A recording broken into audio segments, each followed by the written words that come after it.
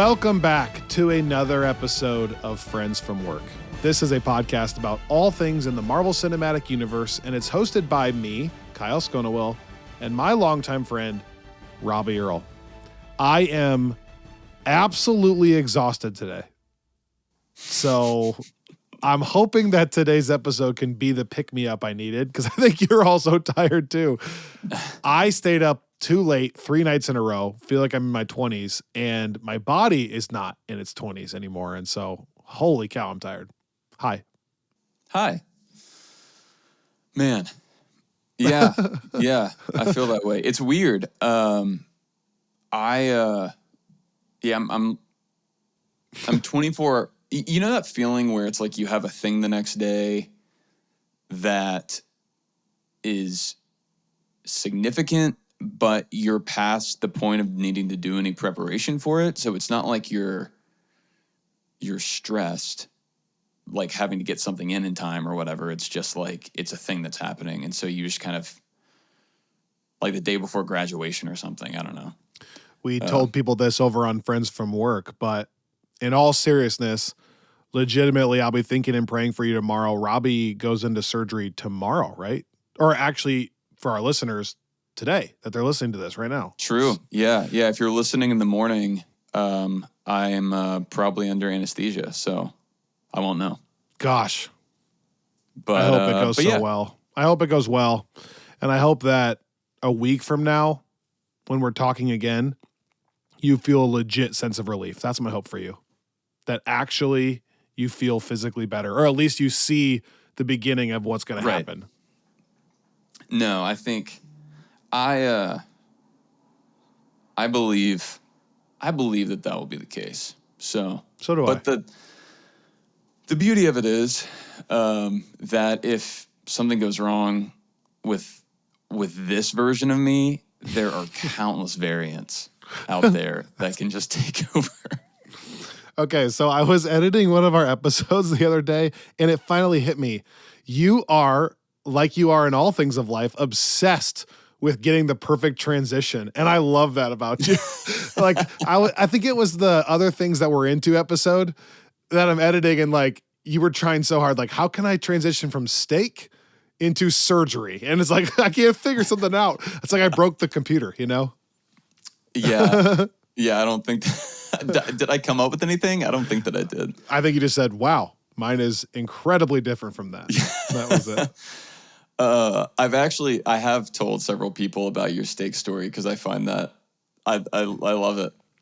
So if you don't know what we're talking about, go subscribe to Friends from Work Plus. But one detail I forgot to tell people that my wife was so mad I didn't bring up is that this is how naive I am about steak, Robbie. Up until about 10 years ago, and this is not a joke, I thought it was called flaming yawn.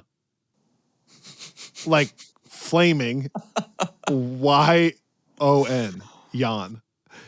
And then like 10 years ago, I realized it's filet mignon. And so that that adds to it.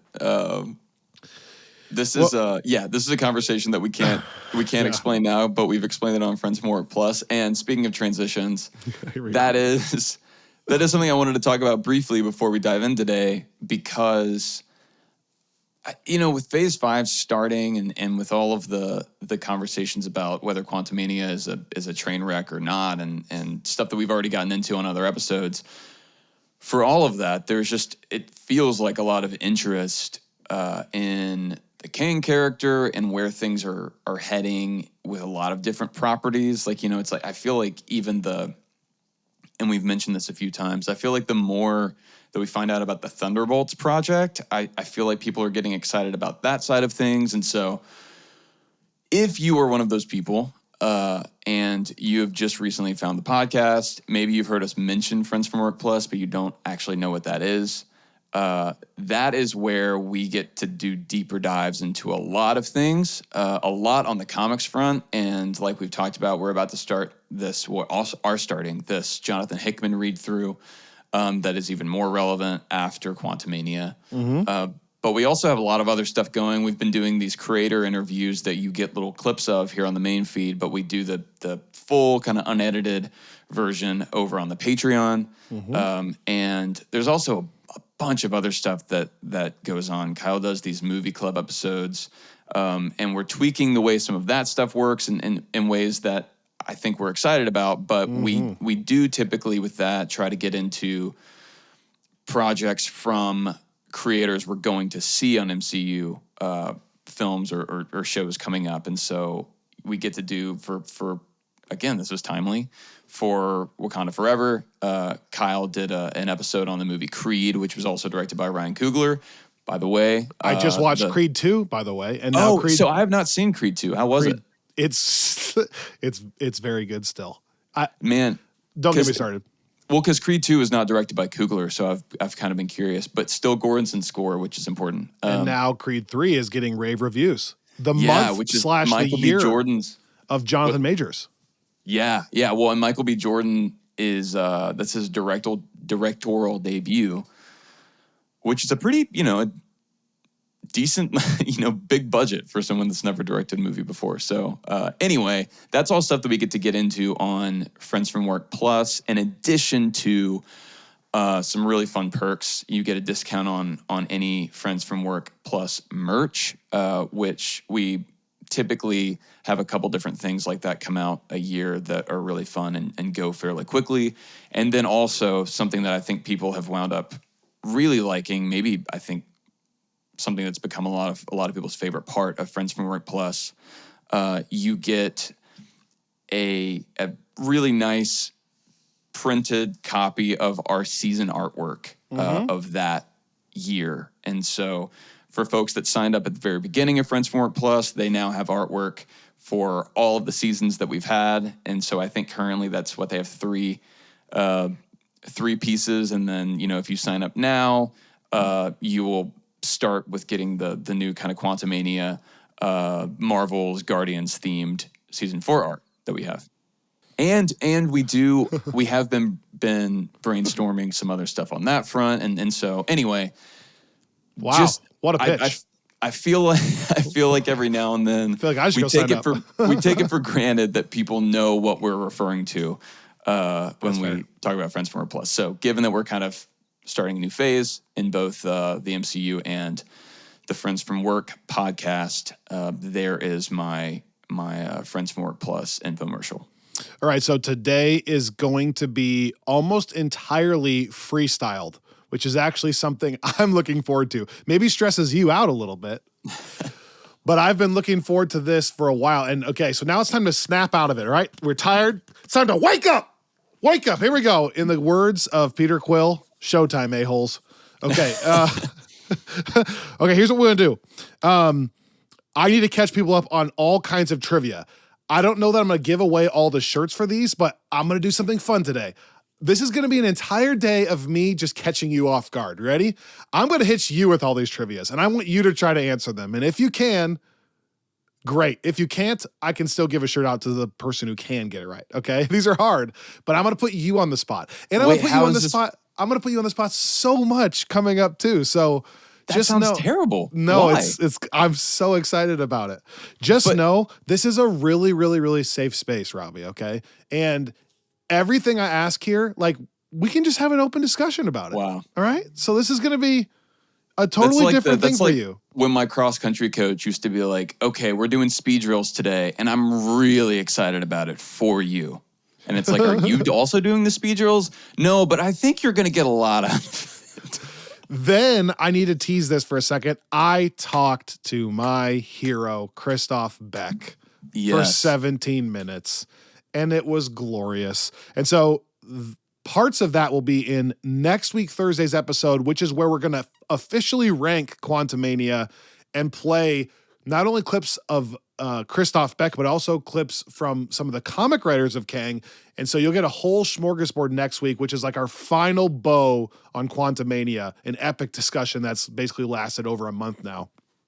But today, we're not talking anything critical. We're literally just talking Kang. So first trivia, then all just timeline junk, Kang junk. Again, safe space. We're going to get into the weeds on this stuff. And I actually think this is stuff that a lot of people are asking. And the discussion, even if we don't have an answer, I think will be helpful. Okay. So first though, we're going to do trivia and I want you to try to answer it if you know it. So I need you to get your mind right too. Like I know you got a lot going on. You're going into surgery tomorrow, but it's time to lock in. Mind right. Here we go. Trivia. We're going to go all the way back to Falcon and the Winter Soldier. If I answer these, how will people also answer them? If you get them right, that rules out a shirt for answering that question. If you get it wrong... I'm robbing others of the opportunity to get a Friends from Work Plus shirt. Correct. But I've already given out like 30-something shirts, okay? So I'm already Santa Claus here. Well, luckily... At some point, I need to wrap it up anyways. I can't give them out for eternity. Luckily, I'm not sure how my... So loose. I think I'm going to lose enough to where people are going to be fine. Here we go. From Falcon and the Winter Soldier. These are hard, Robbie. But I need you paying attention. Here we go. What is the name of the senator that we saw Bucky cross off his list early on in that show? Now, remember, he sabotages her car? Oh, yeah. Do you know her name? I just, no idea. I have no idea. Okay, this one, I think, if I remember right, I actually already got an answer for, because this is from a previous one. So the update there was Senator Atwood. Okay. Yeah, that sounds vaguely familiar in a way where I know that you're not lying to me, but not in a way that I would ever have been able to get. What if I was just making all these up every time? Okay, and then we already got an answer for this one too. Can you tell me from Spider-Man Far From Home, the order of the cities that Peter travels to specifically? Can you give this a shot? I can tell you this one. Okay. Wait, yeah, we did these for. I know. Right? I have an answer already. I've given a shirt out for this, but I haven't announced the answer, so I'm giving you a shot to say the answer first. Gotcha. Okay. So the order of cities, it starts with Venice. Correct. Then Prague. Correct. Then Berlin. Correct. Then it's the place in the Netherlands that I just have no hope of being able to pronounce. I'm Dutch, and I can't say this, which is like Broekaplanderdijk. Oh, yeah, there Something it is. Like Broekaplanderdijk. My music. And then London. Correct, dude. Let's go. See, there you go. We got a little bit. All right, so now these are the new ones, but I'll give you a chance to guess it. Okay? Okay. From Shang-Chi. I love this so much, by the way. I should host an entire trivia night for Friends from Work Plus. Wouldn't that be fun? Yeah. Wait, are you using the prior order as you're going through, or are you using the new Phase 4 order? Full confession. I'm using the new Phase 4 order, except I realized I had messed it up because I had the old one on my phone. And so I did watch Shang-Chi in this order. And then I looked at my the playlist on Spotify and went, oh no. So I'm back on the new one other than Shang-Chi. So I'm sorry about that. Very fair. Okay. But from Shang-Chi, because I watched it. And we're going to do a whole rewatch, by the way, coming up soon. Right. Well, and this is hard. The reason I thought that is these others I've watched recently, and I haven't seen Shang-Chi in forever. So this is extra spicy. Well, then maybe someone else can get this shirt. Okay. What brand of car does Razor Fist drive? So, as a hint, when they're like scrambling to get out of the compound, they're like, look at all these cars, and they take Razor Fist's car to ultimately do the run through all the trees. Yeah. Do you know what kind of car it is? I can picture it. I'll give you a guess if you want. If you're wrong, I'll give someone else a guess. They steal this car to get to Ta Lo.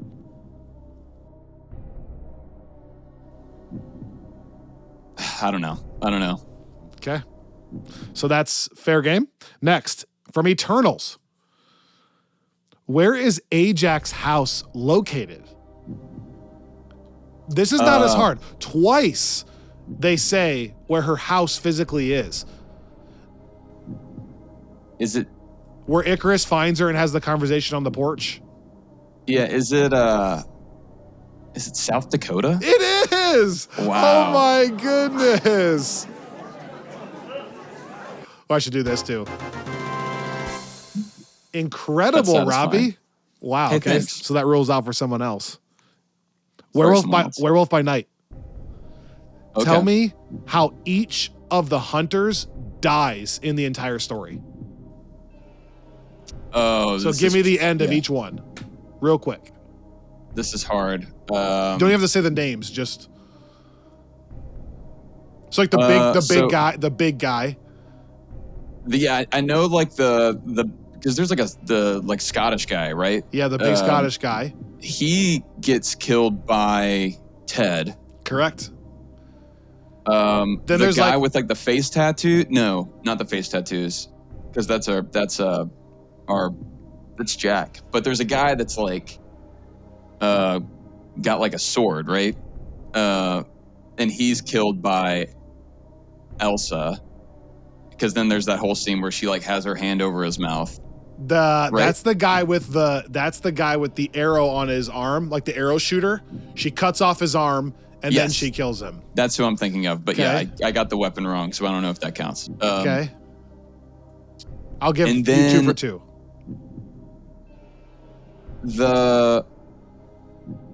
I love that people at home are doing this too. Oh gosh, I can't remember. All right, we're gonna pause there. I keep it moving. So if you don't know the rest, I'll let someone else guess. I want to say the rest are killed by Jack, but I feel like one other one is killed by Elsa, but I can't remember. I think maybe the other woman hunter is killed by Elsa, and the rest are killed by Jack. Is that right? I'll pause. I'll let someone else answer from that point on. Fair. Okay. Last question, and then we talk about Kang. From Moon Knight, and now I've only watched episode 1, so this is from episode 1, okay? Steven is perusing his apartment, and he finds another cell phone that Mark had been using, right? And he opens it up, and he has all these missed calls from Layla. Right. There's one other name on there that he's missed a call from. One other name. It's like 30 missed calls from Layla and one other guy. Is it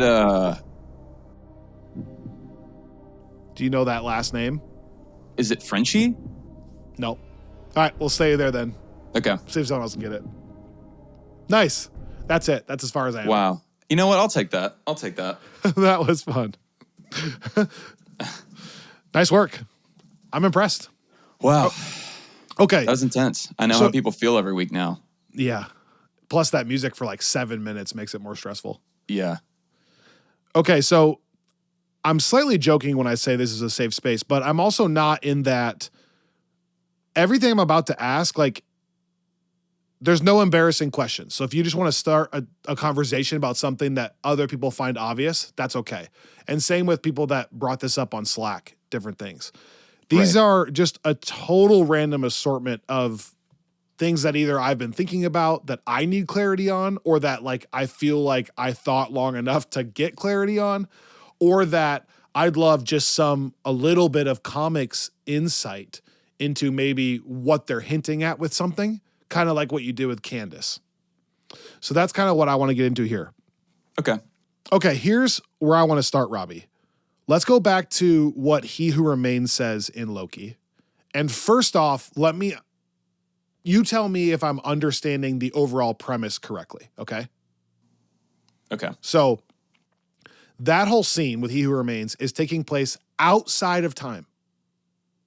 So we need to remove when that happened from the equation, correct?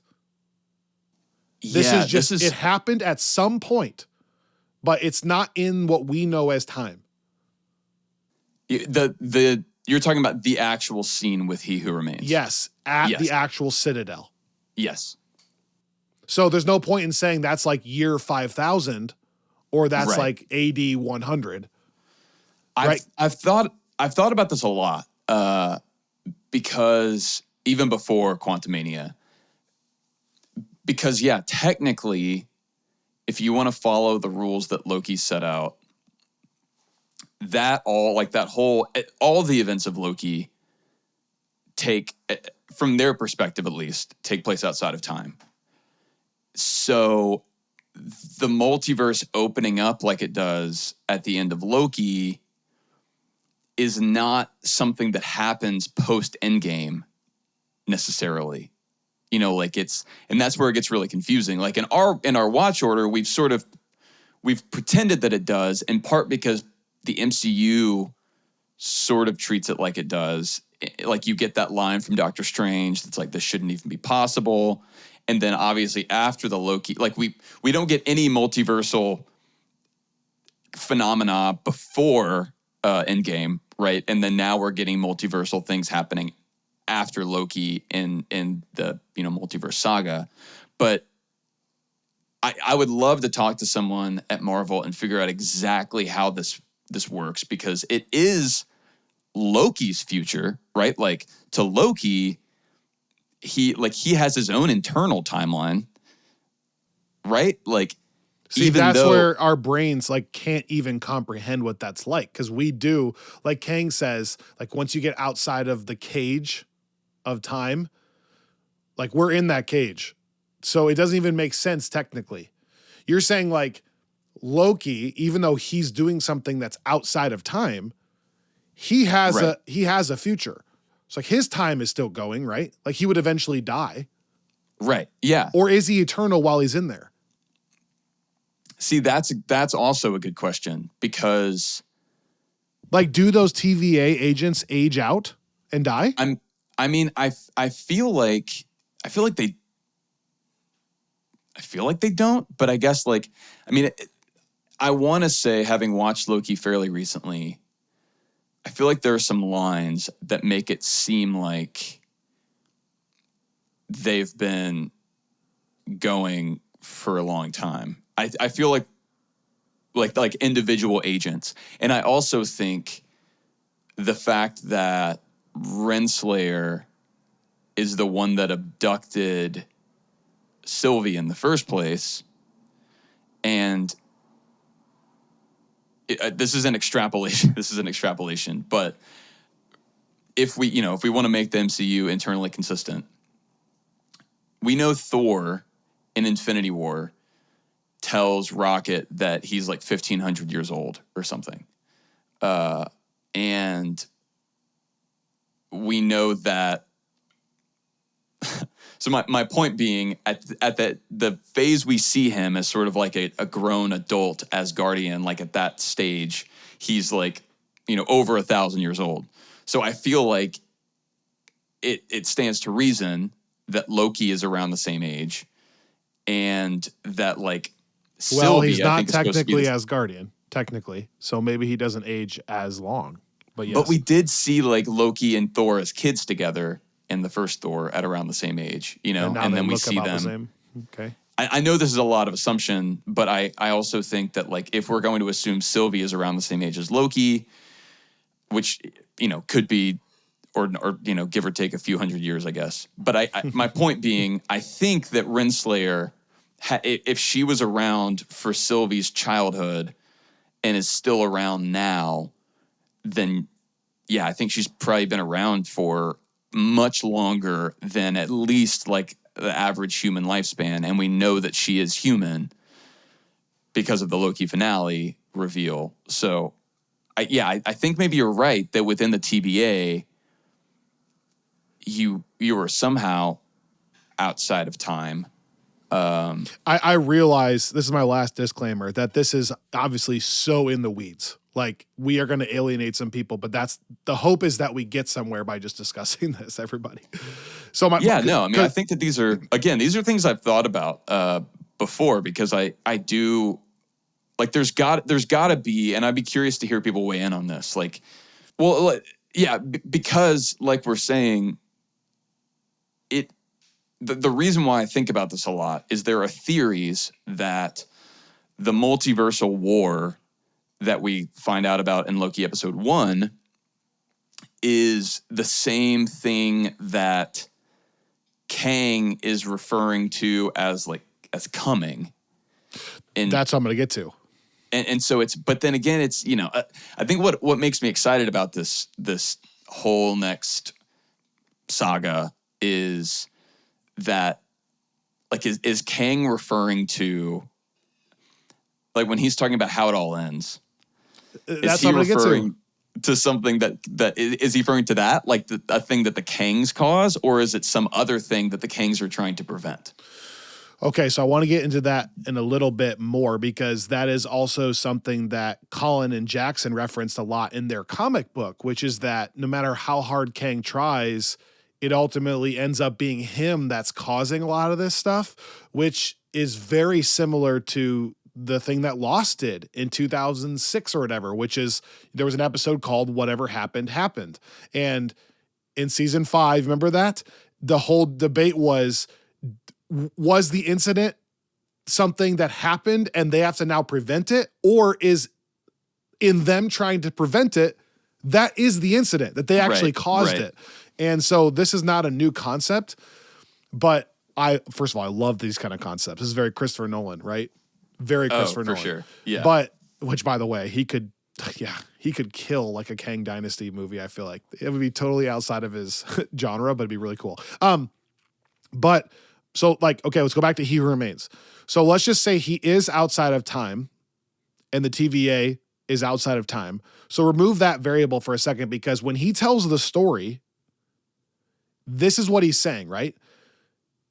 Time as we know it, like right now on this planet, that there is a multiverse. So right now at this moment, there are, let's go back to the comic universe, but even though we now know Tony and Cap, let's say, at this exact second, there are like millions of other Tonys and Caps doing their own thing in different multiverses. Because again, He Who Remains is outside of time. So just ignore that for a second. So in that, there's a Kang in each one. Right? And that sometime in each timeline, which probably happens in the future, like the comic books say, like 3,500, like another 1,000 years from now, Kang is born. He's a baby. He's a human. But when he grows up, he's such a smart scientist that he figures out, oh my goodness, there is a multiverse, and I can actually talk to them through some device or something. Right. So he now figures out I can talk to these other multiverses that include other Kangs, because in the other multiverses, other Kangs are also at a similar pace figuring out that they can now talk to the multiverse. So that's what he's explaining. And then they meet these Kangs. And at first they're like, hi, nice to meet you. Nice tie. I like your face. I like your nose, whatever. And then eventually though, it turns hostile. Instead of it being like helpful, one Kang is like, I want to defeat the other Kang. And in that, it leads out to entire wars somehow in the future between these multiverses. So different versions of Kang. That then goes so poorly that the event he's referring to as the end of time. So when Kang now talks to 616 Scott and says, I've seen the end and you don't want to know what it is, that's the event he's talking about? That He Who Remains then has to wrangle Goliath to consume all the other timelines, and only one is left at the end of all of this. That's what we're saying? That's what he's saying you're afraid of? I don't know. I think that Do you follow everything I just said, though? Oh, I did. Yeah. I mean, I think that that's the big question. And I think that it's something we're supposed to be wondering, because, I mean, He Who Remains lays it out pretty clearly. I think,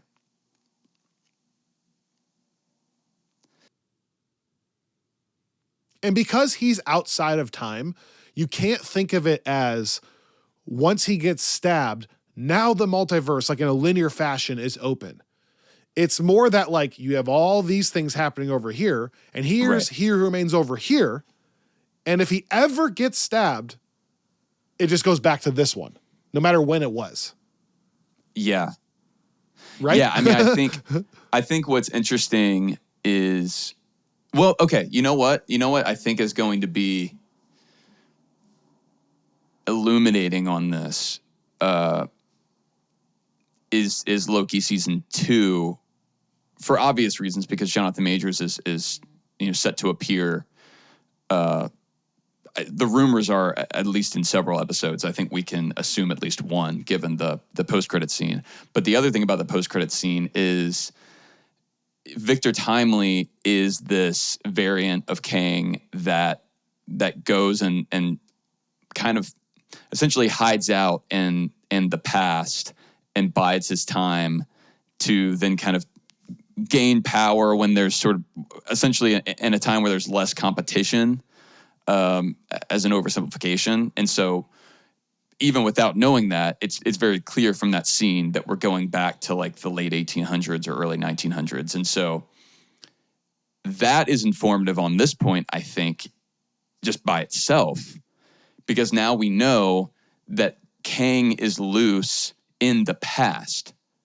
So that would show that like that scene that we see at the end of Quantumania is happening prior to almost anything else we've ever seen in the MCU, at least, post like the Thor prologues, So I think like that starts to open up, like that would show, yes, he was outside of time, and the implications of that are being felt everywhere across the timelines.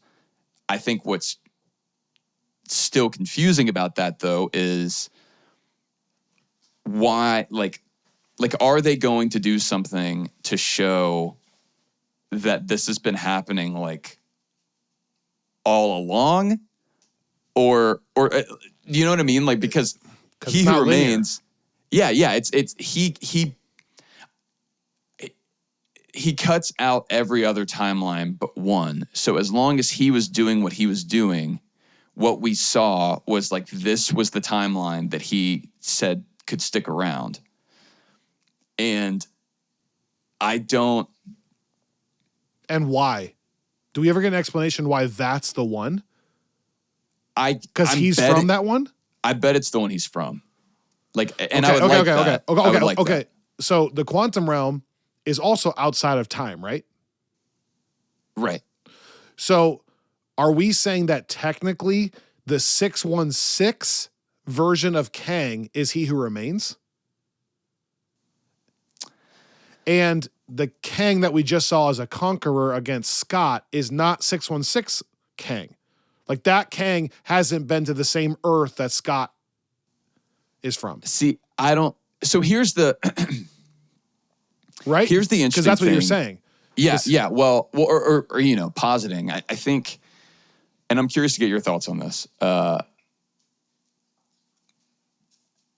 What is interesting to me about the way Kang has been presented in the MCU is that there is certainly precedent, like, and I don't want to go super comics heavy today because I would rather focus on what we've been given within the MCU, but there's certainly precedent for the Council of Kangs, like that's where that first mid-credit scene comes from, like all of these different Kangs together, and even the stuff that we read for the Comics Corner shows there are times where one version of Kang will be at war with another version of Kang. However, I think historically in the comics or early, I don't know, like oftentimes a lot of the Kang stuff I've read is not so much like there are a million different versions, like countless different versions of Kang that are all at war with each other. And I feel like it's much more Kang is just a person that has gone, like he's outside of his one timeline. Like in his one, like in the 616 universe, Kang is all over the place. And so a current version of Kang might meet his future self, but it's still within the 616 universe, like in the like on the comic side of this. And I don't know if that makes sense, but like I don't associate Kang with variants quite as much as the MCU is. I'm not saying that there's not some. I mean, there's certainly like the Kurt Busiek stuff. Like there's certainly precedent for it. Like I said, but that is more of a, to me, Jonathan Hickman, like the way that he presents the Council of Reeds there, which you could argue is sort of inspired by the Council of Kangs, but also like the whole way that the lead up to Secret Wars happens, where you start to see all these different versions of Earth and, you know, countless different realities all colliding. And that's what Kang is sort of pointing to in Quantumania. Like, I've seen the end, countless incursions, and it seems like he's saying in the MCU, those are all caused by Kang. And I guess that would comport with what He Who Remains says. But I guess the reason why I'm just a little, and I like it, a little in the dark, is because they are, I think, treating Kang, like in the MCU, it seems like Kang's defined by having just countless variants of himself out there that are all kind of equally dangerous in their own ways. And that's not how I've always thought about Kang in the comics. And so all of that is to answer your question to say, if I were looking at this from a comics perspective, I would say it could be both. Like, both Kang the Conqueror and He Who Remains could both be 616 Kang. And one is him like in his youth, and one is him after he's kind of realized that to end everything, he had to find Goliath and stop it. And that would even fit with him saying, I've been called many things, the Conqueror. Like, because in the comics, the version of Kang that, like, He Who Remains is a character in the comics, but I think everybody would say, including I think Lansing and Kelly, the Kang writers that we had on, said this, He Who Remains is based on the character Immortus in the comics, which is sort of the oldest version of Kang that has like matured a bit and become a little bit more benevolent. And it's not that it's a different variant where things went differently and so he's nicer and better. It's that he was the Conqueror. He went through all that and he's now come out the other side. And so whenever Immortus fights Kang in the comics, it is literally the same person, just at different stages of his own timeline, if that makes sense. In the comics, how does Kang actually time travel?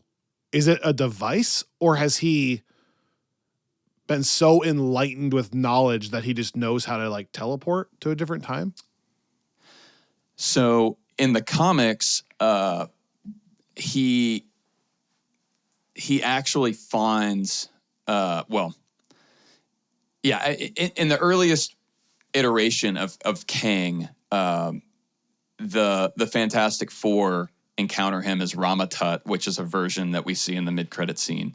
Okay. And this is one of the fun things about this character is there are certain comments that were thrown out by Stan Lee in these early issues. And, you know, Stan Lee he was a lot of things, and he did a lot of things really well, but I don't think anybody would say he is a world builder per se. You know, like, he is a world builder in that he created a ton of stuff that's still around, but he's more of a raw material guy. I get it. He's tossing out ideas, but he hasn't like figured them all out. Like B, D, like all the points connected. Okay, yeah. And part of that was that, you know, the way he was working was just like, I've got to get an issue out this week, and we're just going to like, you know. And so then you have people later that have the benefit of having read all these things and can start making connections. And that's what's really fun about the Lansing Kelly comic, is they were essentially doing that. But in those early issues, Lee plants these seeds that people have played with and kind of kept ambiguous. And one of them is the Fantastic Four, by the time they meet Kang, Dr. Doom has already time traveled at one point, and he has this time traveling platform that he's come up with. And so whenever they meet Ramatut, they just automatically, because what Stan Lee did always want to do is just connect things in some way. So they say, I wonder if he's even a distant descendant of Dr. Doom, and use the same time traveling tech. And so then that's an idea that's been played with over and over again. That was one of my questions. The Lansing Kelly run miniseries opens essentially with a future version of Kang. With Kang before he becomes Kang. Finding Dr. Doom's, like he's obsessed with Dr. Doom as this like historical person that existed like 1,000 years before him, in the same way that we would be obsessed with like King Arthur or something, someone that existed like 1,000 years ago. Although King Arthur may or may not have existed, but okay, in the MCU, can you see Dr. Doom playing into this at all, or would Dr. Doom, if he showed up, would be a totally separate story? Or are they going to tie Dr. Doom in somehow? I think he's going to be tied in because I think it would be like as a variant of Kang, or like a young relative, like before Kang, that he's like Kang's great grandfather. I think because we're not going to jump ahead like 1,500 years in the MCU. I don't think, right? No. I mean, we may in Kang Dynasty, depending on how Kang-centric that is, I could see us getting Kang's kind of origin actually on screen. But I think I can't remember what we've said on the Friends from Work Plus side and what we've said here, but the big thing that's important for people to know in terms of like Kang's lineage is that it has been absolutely confirmed that, I mean, his name is Nathaniel Richards, is the actual name of Kang, He Who Remains. All the versions of these people that we see, it's a guy named Nathaniel Richards who is a distant descendant of Reed Richards. Okay, pause. That was another question I had. Kang is a distant descendant of Reed Richards, and his real name is Nathaniel Richards, and he just somewhere along the line changes it to Kang, and then sometimes it's Kang the Conqueror. He's been nicknamed because he changed it to Kang. And then there's even more theory that eventually he gives birth to a Dr. Doom as well, like a distant relative. You're saying that theoretically Reed Richards, Kang, and Dr. Doom could all be related? Potentially, but I think the way that would have to work is at some point, Kang, like some Richards, between Reed and Nathaniel, somehow married into the Von Doom family, and so there's some trace of Doom in Kang's DNA. If that is, they've always kept that as sort of ambiguous, but I think. Yeah, I mean, because to answer the question about how Doom will be introduced, I think the reason I think it has to happen somehow is just because we're getting a Fantastic Four movie before the end of the multiverse saga. And that matters because Doom is a big villain for the Fantastic Four. Yes. Okay. And I mean, he's the Fantastic Four villain, and he's the, like, is he ever an Avengers villain? Or is it just a Fantastic Four thing? I mean, you could argue that Dr. Doom is, or at least was, for the longest time, like the villain, like the Marvel villain. I mean, he's the first Marvel villain, really, because, Fantastic Four was Marvel's first comic, and Doom was the first villain that really stuck. Okay. And so he's kind of like the Darth Vader of the Marvel universe. And he's, the important thing is that he's the yin to the Reed Richards yang. Like, they're supposed to be almost exactly equally matched in intellect and ability, and so you see, like, even the part, like, what makes that so interesting is Reed kind of has his own dark side, and you see that explored, and then Doom also kind of has his own light side, and so you see that he's not a fully, and so I think that the fact that we're getting, if we weren't getting a Fantastic Four movie before the Secret Wars movie, then I would say we're probably not getting Kang. But because we're getting that, and because we're getting a Secret Wars movie, and because Doctor Doom was pivotal not just to the 2015 Secret Wars comic that I think that they're really modeling this movie after, or at least this saga, but also the 1980s Secret Wars comic. Both are kind of known for being really big, really great Doctor Doom stories. Okay, so if you're ranking who's most pivotal to Secret Wars, not Kang Dynasty, Secret Wars, is it Doom, Kang, Fantastic Four in that order? And does Doctor Strange become aware of this ever? Rank who's most pivotal to the Secret Wars story. Like what screams Secret Wars to you besides the word incursions?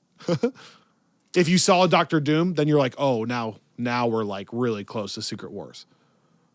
Yeah. I mean, I would say, I mean, they're different stories. The 1980s one is a totally different thing that we'll have to talk about at some point because it's funny, but that's not the one you think they're doing. I think they'll probably do some homages to it. I can say, I mean, this is like it will take 20 seconds. The 80s comic is essentially this cosmic being plucks all of or most of the heroes and villains out of Earth, brings them to some distant, random, largely uninhabited planet, and has them fight to see who will win. And the idea is it's sort of like a kid playing with action figures, and it was that, and that Marvel was trying to sell a new line of action figures based on all of this. And so that was the original Secret Wars. The 2015 which Hickman makes more Secret Wars sense with the name actually, because it is kind of a secret war actually. But yes, and also a fun piece of trivia. Marvel named the comic Secret Wars because this is how like cynical this entire event was. They did a focus group with kids that were the 8 to 10 range or whatever, the kids they wanted to buy these action figures, and asked them which of a bunch of words they thought were most interesting, and the ones that they picked out were wars, plural, and secret. And then together, they came up with Secret Wars as this thing that would pull in a ton of kids, and it totally worked. There's a whole generation of Marvel fans who were introduced to Marvel because of these action figures they saw on the shelves, and then they wanted to read the comics, and so then Hickman only named his event that because I think he's wanting to. There are actual similarities, but it's in no way a sequel to the original event. Okay. But anyway, that's longer than I wanted to go. But yeah, with the 2015 Secret Wars, Doctor Doom is far and away. What about Fantastic Four? They're involved or not? They are involved. I would say Reed Richards especially. Okay. What's interesting about Secret Wars is the whole lead up, it's painted more as an Avengers thing. And then when it comes down to it, Secret Wars doesn't actually really involve any Avengers. It involves some, but not in the way that like other books do, where you have this big showdown with Cap and Tony and Thor and a bad guy. It winds up being really a Reed Richards versus Doctor Doom story. Okay. And so now the other side of that, I would say in terms of the lead up, the major characters and the major players it gets dicey because I would say after Doom and Reed Richards, it's Tony Stark, who we don't have, at least in the 616. It's T'Challa, who we don't have. And then, like after that, there's another kind of big gap. And then you have like Namor's really heavily involved. Thanos is actually pretty heavily involved at one point. So a lot of characters in that comic. Use Bruce, like in Tony's stead kind of thing. I think that they could use Bruce actually, because that is something that that's something that they play with in that comic, and I actually think that the character's in a spot where they could do that here. Well, in the MCU, they're also kind of setting that up where he's becoming just kind of like the wise, like from a far, you know what I mean? Like leader, not leader, but the brain. Yeah. Yeah. I mean, so I think and you know, kind of my final point on this that I find interesting, and we'll have to kind of explore this more here and in the Patreon world, but Kang Dynasty, if you're looking at the Kang Dynasty comic and then you're looking at the Secret Wars comic, they are both, it's a totally different situation than we had with like Infinity War and Endgame, because what Infinity War and Endgame was, Infinity War was sort of a merging of the original Jim Starlin Infinity Gauntlet story with the Jonathan Hickman Infinity story. And so you're starting to see how Hickman likes to kind of like do homages to past stories, but change them. But then Endgame was a totally, totally different thing. And we've talked about that on the podcast. I don't really think that there's any comics source for Endgame. That was just straight MCU. Here, we have two pretty big comic stories that are closing out this saga. So it feels less like a part 1 and part 2 like Endgame was, and it feels a little bit more like Kang Dynasty was sort of the culmination of the Kurt Busiek Avengers run. And Secret Wars was the culmination of the Jonathan Hickman Avengers run, and those were separated by almost 20 years. So I think it's kind of fun because I have no idea how they're going to merge those, because Kang plays a very small part in the Hickman stuff, but not. I mean, he would be very, very far down the list. I think you could pluck Kang out of that and not really affect Secret Wars at all. That's fascinating in and of itself. Yeah, so they'll have to merge stories. And what I think, so I've been doing some reading up because I have not read all the Kurt Busiek Avengers stuff. I've read some of the more famous ones, but famous issues and arcs.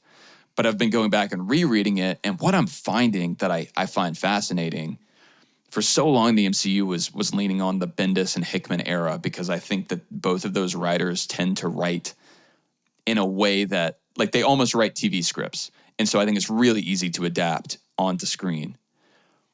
And now I think that they've really done that stuff, really, not all of it, but they adapted a lot of that. I'm realizing so many of the Phase 4 characters that we've been introduced to, and you know what we're kind of starting to get with Phase 5 goes back to that Kurt Busiek run. Like, you have all of these, like, and what's also interesting about it is I think Bendis, especially, his whole goal was to make all of this more accessible, which I think is what the Infinity Saga did, right? Like, it made things more grounded. Like, if you look at the first Iron Man, which Bendis kind of consulted on, and especially like the whole, you know, all of Phase 1 was, even though you had like Thor and Asgard and you had like the stuff in Captain America, they were trying to at least make it something that you could approach and understand without being a comic book nerd.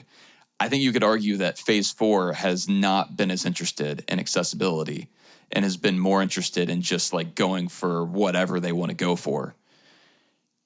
And looking back at these comics, that's how these comics were. Like, these are kind of the height of like you open the first run or the first issue of the Kurt Busiek Avengers, and it like immediately rattles off like literally 20 different random characters that you're automatically kind of supposed to have some understanding of.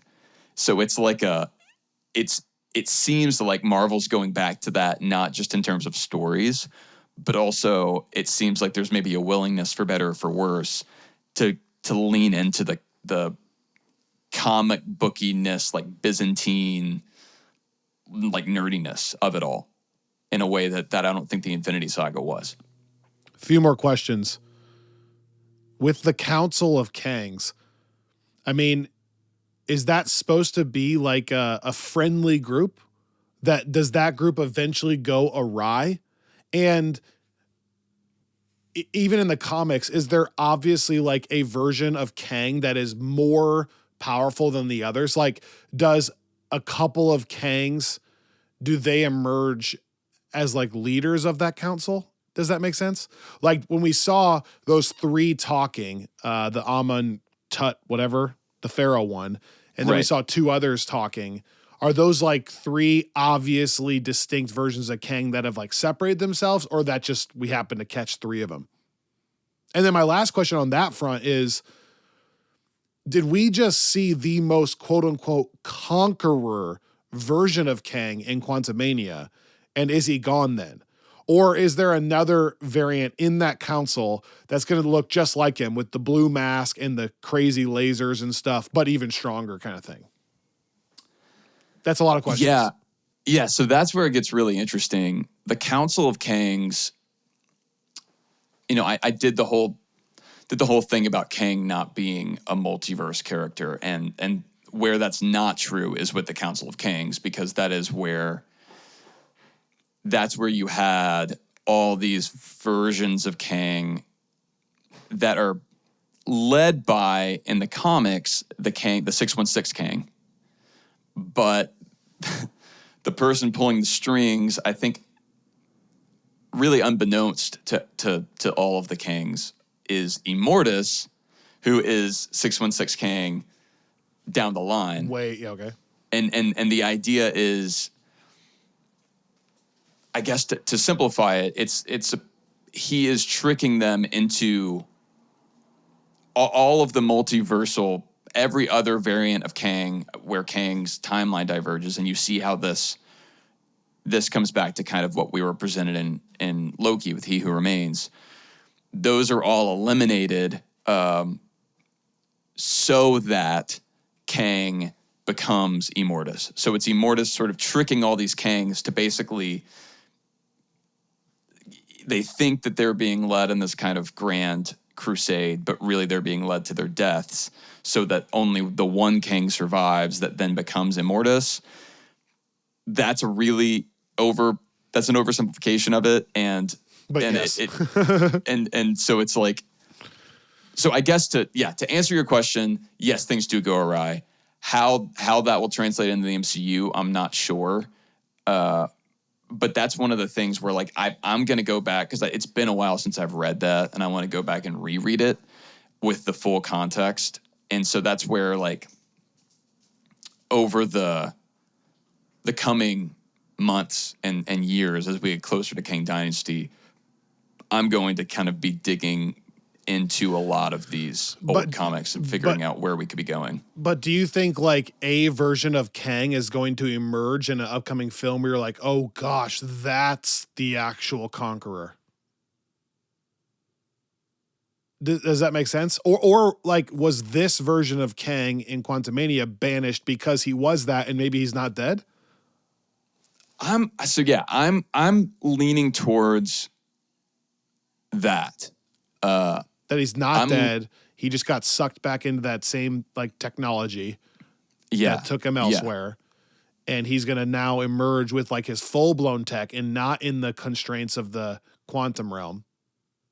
Because I asked that because, like, does this ultimately end? Like, in 3 years, are we having a conversation? Hopefully we are. But are we having a conversation about like all of the Avengers or all of like the Nexus beings had to team up and physically stop one guy, just like they would in Thanos, you know, like how they all had to like make a team and physically stop him?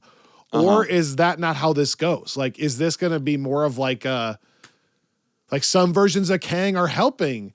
Or like, what happens if they don't stop this Kang? Do the multiverses actually collide? Or is it Kang that's actually causing, you know what I'm saying? Like, is it going to be as like cut and dry, you think? I think, that was a weird question, but do you see what I'm hinting at? No, I do. So here's what's fun about the Hickman run is, like I said, the Infinity War film in so many ways was drawing from Hickman's Infinity comic, and that is essentially like a halfway point on the way to Hickman's Secret Wars. And what I love about that is Infinity has the kind of showdown that we had in Infinity War and Endgame, where it's like you see the Avengers taking on Thanos, and it feels like the stakes are high in this kind of like Lord of the Rings, everything's on the line battle. And then Secret Wars is where things are actually heading, and you're right, it's very different in that it's not, are we strong enough to beat this really strong guy? It's we're faced with a situation that's not even about strength. It's bigger, like we're just dealing with the death of timelines and the fallout of that. Why though why are they crashing? Like, why are those incursions happening though? In the comics, it's because of these like, again, this is Hickman and it's super high sci-fi, but it's these like cosmic, like ancient, outside of time kind of beings. Like, do Celestials play into this from Eternals? Like even I think these are supposed to be yes, it's sort of it's they're called Beyonders. It's which is Hickman's callback to the Beyonder, who is the being that removes all the heroes and villains from Earth in the 80s and puts them on the secret planet. Okay, let me pause for a second. Ignore what Hickman did. What does your gut tell you is going to happen in the film universe? Have you gotten enough hints now? Well, so yeah, I mean, I love this because Multiverse of Madness and Quantumania both use the word incursions, but they remind me why the one happened in Multiverse of Madness. They take him to that one. That's what I was just thinking about. Yeah. Remind me, or maybe the listeners will have to remind me. Why did that one happen again? Because they give an explanation. It's something with Strange, right? I think it's something to do with someone spending too much time in another universe. It feels like it's going all the way back to that line from Tony Stark in Endgame, where he says, well, when you mess with time, it tends to mess back. You'll see. And I'm not saying they were already, I'm not saying they were that far, ahead of the game. Right. But that's what this all kind of feels like, right? Because if I remember right, wasn't it something like Strange was like trying to be with Christine and he like tried so many things with time that it got jacked up? Wasn't it something like that? Well, yeah, because I think, I need to watch it again. And again, I haven't seen it since our movie party, which was coming up on a year ago, I guess, with folks in Austin. But I think wasn't the whole reason that the whole conversation that Strange has with the Illuminati, they're like, Wanda doing this, like dream walking the way she is dangerous because it can cause an incursion, and you being here is dangerous because it can cause an incursion. Because I think the Strange that they knew, I got the sense that part of the way that I think they, and this is maybe conjecture, I think part of the way they beat Thanos was by him traveling to another universe and getting some sort of like added power or something. And I think that in doing so, he also caused like the death of that universe.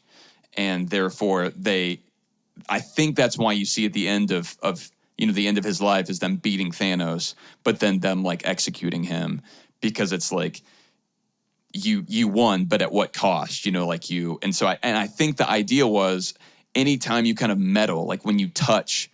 And so that line at the end of Kang Dynasty in the credit scene, when it's like they're touching the multiverse, I think it's this is okay. And that's also kind of He Who Remains Loki, right? Isn't that what he's talking about? Like they have those meters in the TVA because if too many branches get too far, they eventually can collide, right? Yeah. So like, if it touches the other or like you make contact, that's a problem inherently. that Right. like there's some binding principle of time in the universe, right? That like you cannot have the two versions interacting. Is that correct with all of that? I think that's correct. And I'm just having this realization. I'm thinking more and more that the thing that Kang is referring to as being the end, I don't think is.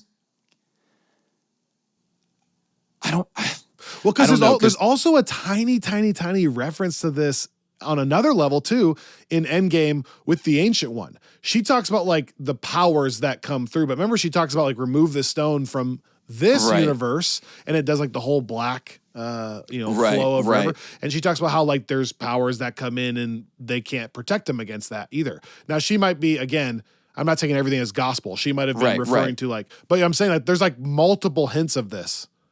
Like if you mess with it. Yeah. No, I think that's a good point. I mean, I like those lines being there. And I mean, I do think that you could argue that again, that's why I'm so curious to see how they handle some of this like time-wise.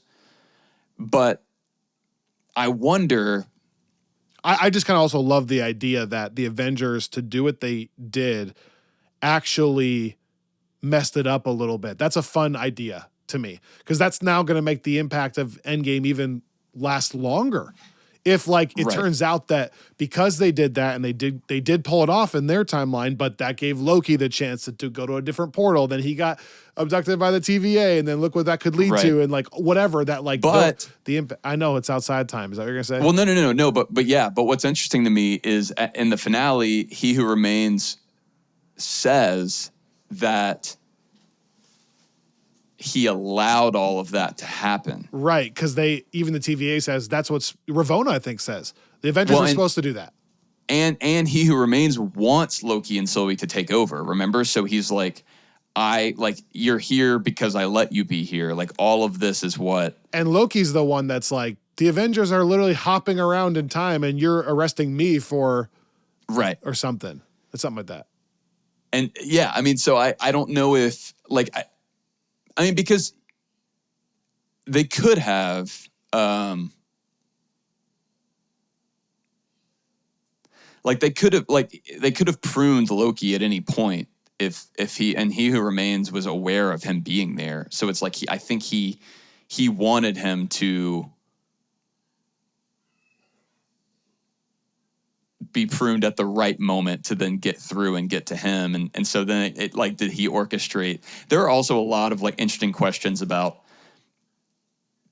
again, going back to the first episode of Loki with like the free will predestination thing, where like like with the Infinity Saga, I've seen some people say that Loki and what we're getting now almost cheapens it, because it's like, well, this only happened because it was ordained by He Who Remains as the correct timeline.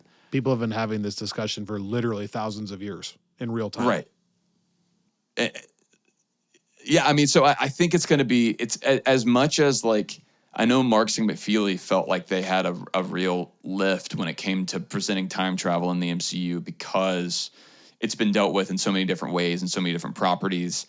And I feel like that was nothing compared to the lift of some of the writers coming up and trying to figure out how to make all this consistent. Because what all of this to say, and this is my last piece, is whereas He Who Remains makes it seem like the multiversal war is because of Kang's, and whereas Kang says something when he's talking to Janet that sounds similar, I do wonder, like, the line that, like, whenever Kang says, like, something's coming and I know how it ends and you don't want to be there, like, that combined with the mid-credit scene where they're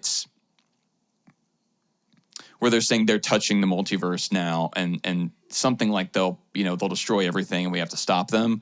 That makes it seem like, to go all the way back to what you were saying at the beginning, if the Kangs do cause the massive kind of catastrophe, it almost seems like it's in an attempt to stop something else that they think is worse.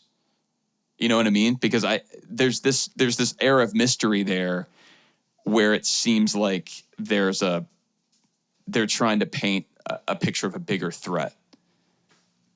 Okay, very last question. We're going to end on this. Do you think that there are keywords that we should be looking out for when it comes to certain characters in their multiversalness that could be hints of their importance in the future? Like, I don't think that WandaVision necessarily had this, all figured out, but the fact that they do that whole commercial for the Nexus pill, Right. And you've talked about how like Wanda is a Nexus being in the comics, and then you talked about how like Ted, actually from Werewolf by Night, is like a Nexus being. Do you think that those are all hints that we should be looking for? And then like in 5 years, it'll be like, oh, see how that all tied together? Or is it just like they're just paying homage to the comics, pay no mind, no big deal, just a fun Easter egg? Do you see what I'm saying? Yeah. I do think there are things to be, like, I think that Nexus is something to look out for. And I have to believe that they wouldn't start using that word in the multiverse saga if they didn't want to do something with it. Wanda, you could argue they've already done something there, but I'd be curious to see if there's more. Ted, I feel like we're gonna get more with Man-Thing, but I don't know what that would look like. But I do think there are a couple things like. I would have said Illuminati was one, and we've gotten a version of that already. I don't think that that's going to be the end of that.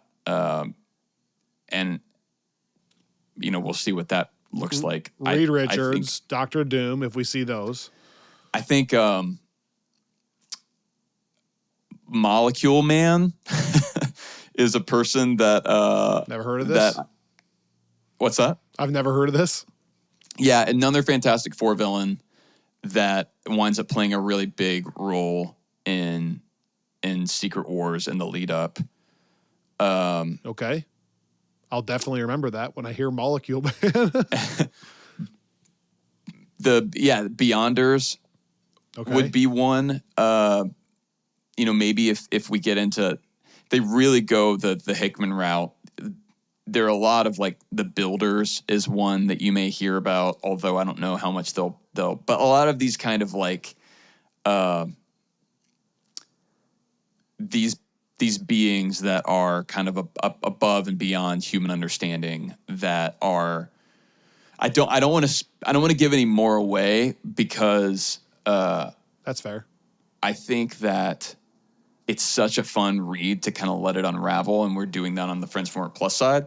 Okay. But I think as we get closer, and once we finish that read through, we can talk freely about just all of the plot events of that and kind of see how they start mapping on.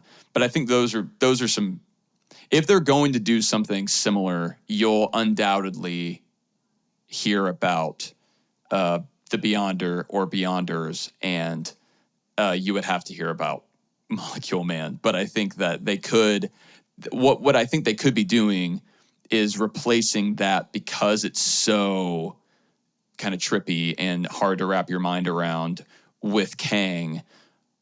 And because otherwise I'm thinking, like, if they were to try to, we're already getting to the point now where even though we're early in phase 5, if they start trying to cram all of this in, it's going to feel like a huge left turn. So I think that they're going to wind up letting Kang be the main driver of all this stuff, or replace the roles of other characters or stories. Yeah. Which I think makes sense. And again, given how well received Jonathan Majors has been in this role, I think giving him that much purchase in the MCU makes sense. But I think the big question for me still is whether Kang actually makes it to Secret Wars, or whether the Kang ends with the Kang Dynasty film. And that's what I love, because in the Infinity Saga, Thanos was the main villain, and if Thanos had actually been beaten at the end of Infinity War, you'd be like, what are we making another movie for? Right. Like, I think we all had a sense, because originally it was called Infinity War Part 1 and 2, and then they changed it. Like, we all knew, as shocking as the ending was, that there was going to be like another chapter in some form. And what I kind of love about this is I truly have no idea what the Secret Wars movie is going to look like, and I think that that's really fun. One of the things I would have loved to been a fly on the wall, actually, and going forward, I just would love to be a fly on the wall in certain Marvel Studios meetings. I find it so fascinating, the behind the scenes and like when these decisions were made, because I don't think like during the Endgame era, like when they're making that in 2018 and working on it, I'm guessing most of the meetings were about making sure they land, the biggest movie of all time, that plane. Right. Land this fish, land this bird. But I've just, ever since that, Thanos, fine, I'll do it myself in Age of Ultron thing, I wonder if now they know the world's a different place and they do have to project far enough out. And I know Kevin Feige has said they do work like years out. Yeah. But I just wonder, like, when that movie is like a month from airing, if they were starting to have these conversations of like, put these lines in about time, because the next saga is going to be all about multiverse, time travel, the whole deal. And then if that's the case, I'd love to hear the conversation of like how hammered out were those details that long ago. And if that's the case, are they right now hammering out like their next saga? Like, are they already going like, whatever happens at the end of Secret Wars, remember we have like the X-Men saga starting after that.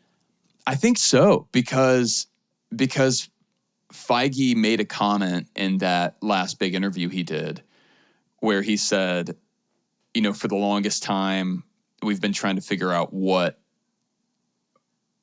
introducing mutants into the MCU looks like, and we finally figured it out. And so we know now what that's going to be, and obviously he's like, we're not going to tell you, and it made it sound like after Secret Wars is over, now it could happen before then, but I think just given what we know, it would make more sense to do it after. They're already thinking about that.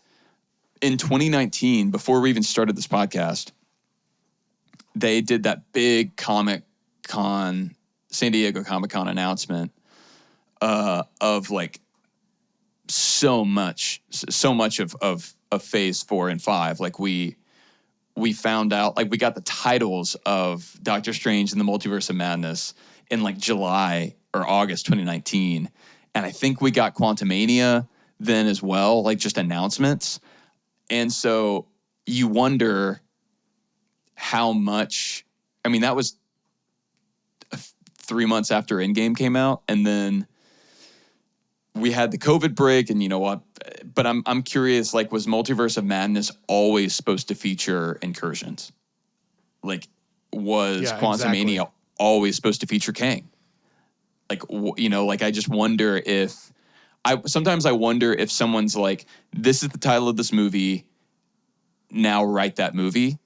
Or if they're like, what should Doctor Strange's next story be? And they kind of like paint it in broad strokes and say, okay, we're going to call it Multiverse of Madness. And then we'll bring in a writer to actually figure out the nuts and bolts of that. Because then you hear stories about Waldron essentially rewriting it when Raimi came on. Loveness. What I thought was interesting is when we had Lansing and Kelly on, they talk about being friends with Jeff Loveness. Their comic for Kang was published in summer of 2021. And knowing how in depth the art in that book is really meticulous, and I have to imagine took the artist there, Carlos Magna, a lot of time. So I have to think that they were writing that in at least 2020, and they said that before they even started writing their Kang comic, Loveness had already been working on the Quantumania script for a while. So it's like, I think that they are planning. I think they're planning pretty far ahead with this stuff. Like, I know he's writing the Kang Dynasty script right now, per an interview I read with him earlier. And so you have to imagine, like, in a year or two, I wonder, is someone already writing the first post-Secret Wars thing? I don't know. Yes is the answer, but yeah, to what degree all that is fascinating. Right. All right. Well, thank you for all your work here, doing the Lord's work. Appreciate it. This was fun. Yeah. Next week, I feel like there's so many things we could could do. We keep splitting these up into like part 1 and 2, and we're gonna have like part 7. While you were talking, I jotted down a note: Friends from Work plus idea. Where will we see them next? And I think we should do an episode on Friends from Work Plus where we now go, like, when is Shang-Chi going to pop up? And is he tied to this?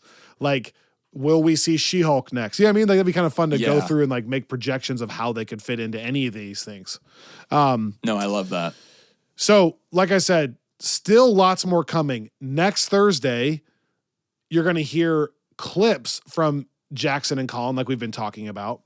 And you're going to hear clips from Christoph Beck. And then both of those interviews are available in full on YouTube. So you can go check those out as well. But not only that, officially finally kind of ranking these for people, or ranking Quantumania and announcing if that's changed your other rankings at all or not. And then we only have a few weeks of filling some other things that we're really excited about before we start ramping up for Guardians of the Galaxy 3 and then figuring out if this ties into any of this. So it's going to be really fun. I need to say, our Quantumania initial reactions episode is now our most listened to episode ever on Spotify. So I do want to say thank you so much to Spotify. And you know what, by the way? That deserves one of these. It's now, let me 3, 2, 1, let's redo it again. Our Quantumania initial reactions episode is now our most listened to episode ever on Spotify. That's what I should have been doing this whole time. Which I just got to end the episode by saying, 1, I'm thankful for Spotify for featuring it in some cool spots. 2, I think it's actually, in hindsight, kind of a fun episode for people who are just finding this podcast, because if nothing else, you take away that we're positive about things, that's a win in my book. And then I'm thankful to all the people who actually listened. And if you're new, like, for example, I think we gained like 20 or 25 people over on Slack. So that's kind of fun. Welcome to the community. And we're just getting started, baby. We're just getting started. So thank you to all of you. And then we'll see you next week. And check out Friends from Work Plus if you're wanting even more content. Otherwise, thanks for listening. We'll see you next time here on Friends from Work.